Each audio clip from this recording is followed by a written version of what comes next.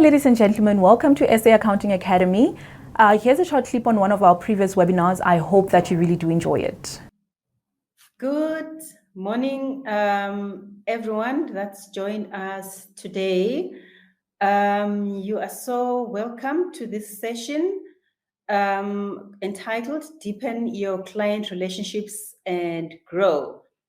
I am so excited to have everyone on joining us today. And yeah, welcome to this session. So I'm really hoping that, this is going to be a very practical, very relatable session in the sense that we are really talking about things that we all experience as we run our businesses.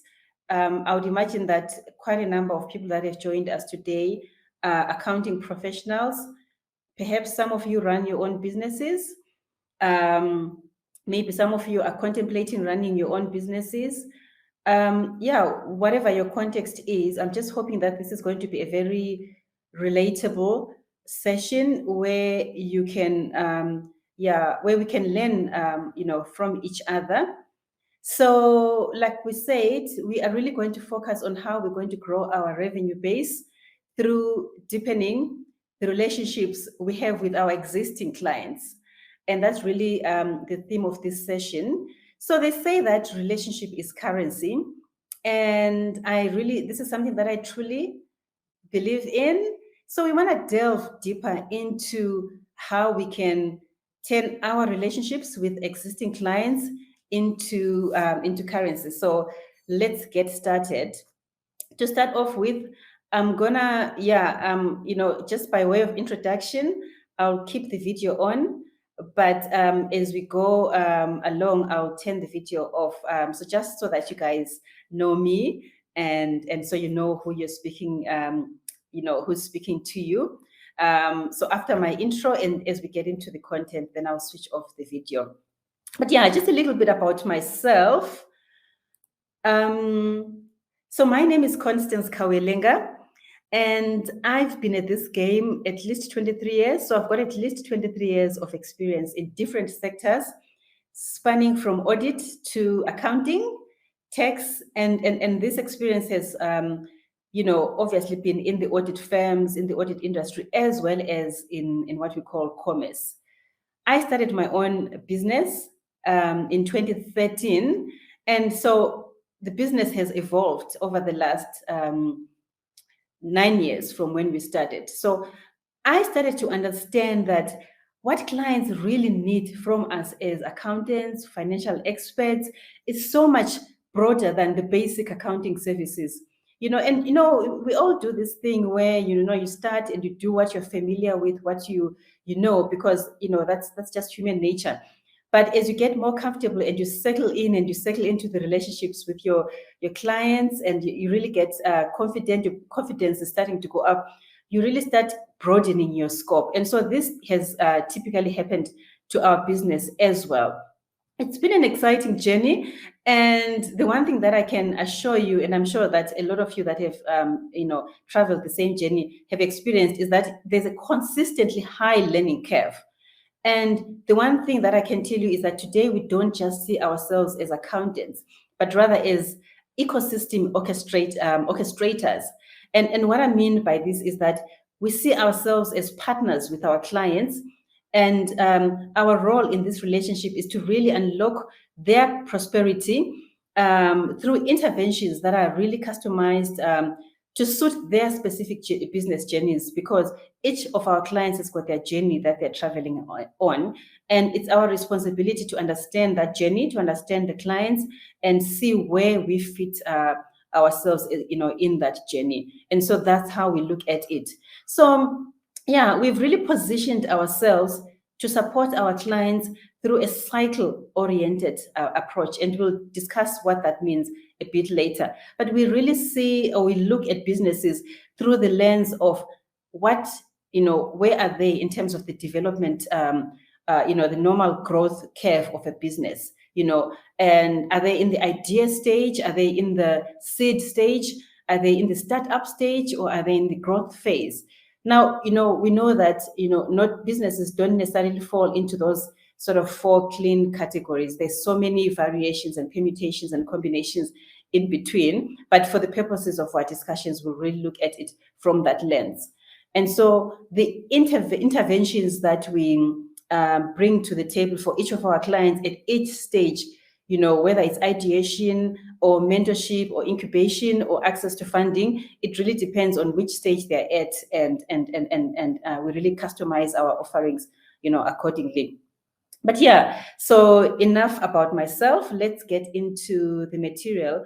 And so I'm going to switch off the video, for the rest of this session, and I'll switch it on again when we get to the end, the question and answer and feedback session at the end.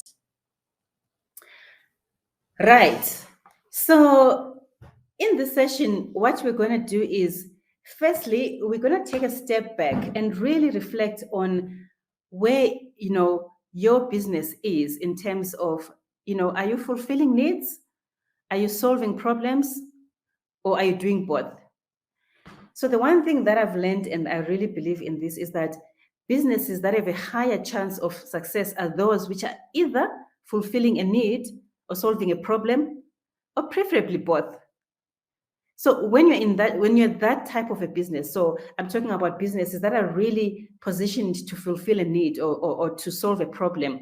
When you find yourself in that space, it really means that you've already got a captive audience, you've got a captive market. And so when you're in that space, you don't need to sell yourself as much as a business that doesn't fit into that category of clients, of business. So we're really going to explore that a little bit deeper, and that's what the first box on the screen says. Then after that, we want to focus on the people behind the clients. So the one thing is, your clients are not robots and they're not clones of each other, but each client comes with a unique personality, unique situations, and because of that, they've got their own specific set of needs. And the worst thing that you could do really is to paint all of your clients with one brush. So understanding and applying the principle of individualizing your clients is something that's going to help you cultivate and synergize your client relationships in ways that ultimately is going to translate into revenue and growth for your own business. So we're going to look at what that means. And in line with this principle, we want to unpack the statement that says people are at the center of economies and markets. And really, without people, there would be no need for an economy or a market. And so this idea of placing people at the center of economies and markets, it might be a paradigm shift for you, just the same way that it was for me, because, here I was in 2013 starting an accounting firm, and I'm thinking, I'm focusing on what is it that I'm going to do. And so my focus was very inward looking, in the senses of I was looking at what are my own strengths and weaknesses, what is it that I'm good at, and that sort of thing. What products do I want to provide? But I didn't really start with looking at what problems or solutions am I bringing for my customers. And so that, understanding this was a bit of a paradigm shift for me. And so it might be a paradigm shift for you as well. So to scrutinize this more deeply, we're going to look at various tools.